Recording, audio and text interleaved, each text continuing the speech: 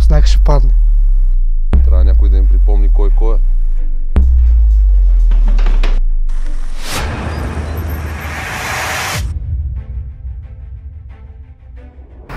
Значи Матейче. Шуменем движение. Защо? Сега приготвям грамажа за гет. Трябва ни певица. Добре, за какво ме прекъсваш сега? Не си запознат с хората на Аврам Попов. И ги продава на древно като прасета. Тогава да е съм на момента. Лична собственост на Русака, ясно ли е? Нормални ли си, бе? Тия глупости, за които не справя, се затварям очите вече 3 години. Много сте се ентусиазирали, бе. Искам го в инвалидна количка. Спокойно, момчета.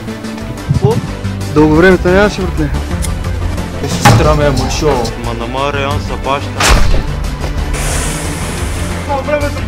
Така няма да се разберем. Как